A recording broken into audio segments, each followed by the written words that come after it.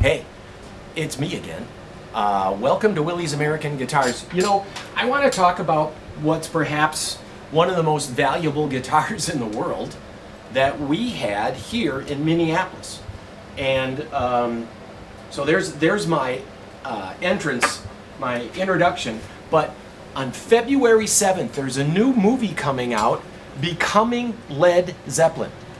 And it's got distribution from Sony Pictures. And it's going to be shown here in town on a few of the IMAX theaters. And it's a cool thing. Becoming Led Zeppelin is all about how they got together as a band, right? And Jimmy Page was a studio session guitar player from 1961, 62 until 68. Jimmy Page played on a lot of things. You've heard us say this before, but Petula Clark's Downtown, Downtown. You know, it's hard to hear the guitar in that song, but it was Jimmy Page in the background there. And Jimmy Page played on the first Who record, the first Donovan record, the first Kinks record, because record execs would hire somebody that they knew would nail it every time. And so young bands that came in, they would have them kind of lay down the basic tracks and get it straight the first time, because back in the mid-60s, there wasn't 24-track recording, there was 2-track recording. It wasn't until about the era of Sgt. Pepper's that they had 4-track recording. You gotta remember, us old people lived through very hard times. Very, very hard times. Jimmy Page in 1961 bought a guitar just like this. It looks like this. It had a Bigsby like this. It had 3 pickups, right? And this is one of the most famous guitars because Jimmy Page did all those recordings all through the 60s and used it up until the release of this record in 1970, which has a whole lot of love in it. And this black guitar was, well, not this one, you know what I mean. This black guitar was used on this record. And he was looking for heavy blues. Jimmy Page actually got together. They wanted to start a band. Jimmy Page played in the Yardbirds. And any of you younger guys, the Yardbirds is a really influential band. And you can see on the back of this, that's Jimmy Page and Jeff Beck. On the other side, on the far side, I forget which if I'm left or right, but you know, everyone recognizes Jeff Beck. So they played together in the dual guitar band of the Yardbirds. In 1968, the Yardbirds, as these guys are touring all over the country, mostly small rooms with these 2 phenomenal guitar players, and they broke up. The drummer and the bass player were like, I'm done. I want to go sing folk music, truly. And so in 68, they still had 2 or 3 shows left to do in Sweden, and the drummer who owned the name The Yardbands let them be, the Led Zeppelin let them go out as the new Yardbirds to finish up a couple of sets, and then they sued them. They're like, nope, you got to figure a new name. It's funny too, the first Led Zeppelin was going to have John Entwistle in it and Keith Moon, and that just never developed, but they did what we all know is Robert Plant and John Bonham and John Paul Jones. We had John Paul Jones at Willie's for a while, and they became Led Zeppelin. And this movie covers all of that territory of what they did up to the point where they released Whole Lotta Love. And at that point, they were the largest band in the 70s. So Jimmy Page had this guitar, and he did all these session works with it. Back in the mid to late 60s, he added 2 switches. Now this is a switch. This is one of these big switches that fits back here, right? And he put 2 holes here so he could do it. He could put in 2 extra switches in here, and these 2 switches came in the top. So it wasn't just this one switch. This switch picks this pickup, these 2 pickups, or this pickup. Jimmy Page wanted each of them to go on and off. Yeah, that makes sense. And back in 68, this was a 7-year-old guitar, not worth a lot of money. So this guitar was Jimmy Page's precious. If any of you movie buffs, it was his rosebud, the thing he got up in the morning to see and love. He didn't want to lose it, but he took it on tour, the 3rd tour that he did in the United States. He did here in Minneapolis in April of 1970. Jimmy Page had his precious guitar with the 2 switches on it. He played a 13-song set over by the Mall of America in a stadium that was over there. He did a Whole Lotta Love as an encore, set down the guitar, and never saw it again until we returned it in 2015, right?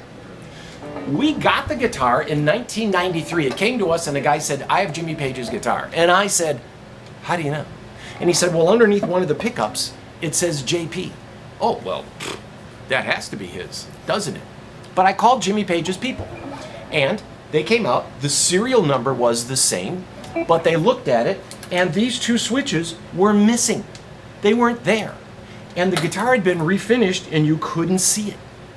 So they said, not our guitar. And I sold it to our dear employee, Bleem, and Jimmy Page's Black Les Paul played from 1993 till 2014 all over town.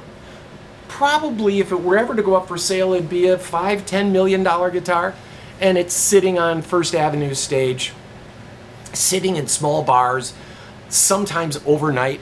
We're here tomorrow, I'll just leave it on stage, right?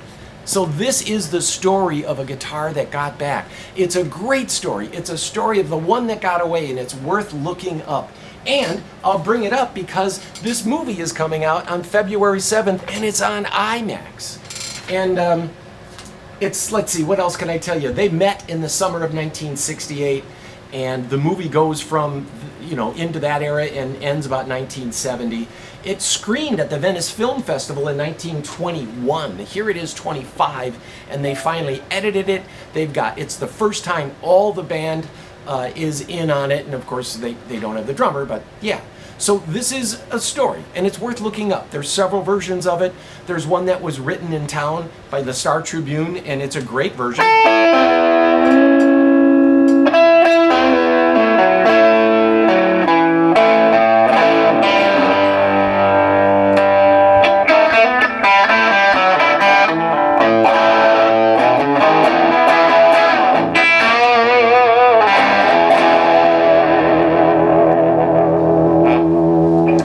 Say that back in the 60s, the British were way ahead of the Americans because they were listening to American blues music. Jimmy Page wanted to start a heavy blues band, and they did a lot of songs that they were doing in the Yardbirds, and this was his Excalibur. And when you think about that too, this is a guitar that's kind of relatively heavy, and it was in the hands of Bleem, whose band Brass Elephant is playing in town in that same area. Look up Brass Elephant. We'll have Bleem out here to talk about this a little more, but he got a new guitar, and I will tell you a little more about this in our chapter 2 of this story. But it's a story of loss and return. It's a story of a guitar that in somebody's hands was Excalibur. It was this magic wand. It was this incredible machine that recorded those first 2 Zeppelin records. It got lost. Jimmy Page pined for it. He advertised in Rolling Stone magazine every month of the decade of the 70s, please find my guitar. In the back, we all saw it. If you were growing up, you'd go to the back of it, you'd see people selling bongs and licenses for being able to marry people, and a lot of head shop supplies, and Jimmy Page. Whoa, I want my guitar back. He pined for it. He loved it. He's not the kind of guy that buys and sells stuff. When I gave it back to him, he said, it'll never leave my hands again. And I'd like to thank Perry Margoloff, who's Jimmy's dear friend, that helped put all this together. And we will tell you the rest of the story later, but I just wanted to mention the movie's coming up. Zeppelin, Zeppelin, Zeppelin. We lost Jeff Beck last year, and him and Jimmy were good pals, and Jeff Beck gave Jimmy his Telecaster that was also famous for that. But we will tell you more about that. And again, when I saw the guitar, all of this was refinished. These holes were covered. 23 years later, after Bleem owned it for 23 years, Jimmy Page owned it for 9 years. Bleem owned it for 23 years or so. And we never saw it. He never saw it. But late one night, as I was fixing the guitar for Bleem, I saw 2 holes right there with a black light. And I'm going to show you that in the next episode of this really fun lost guitar, returned guitar guitar god, world's largest band, 300 million records later. You know this story, and that is a great Minnesota vintage guitar story.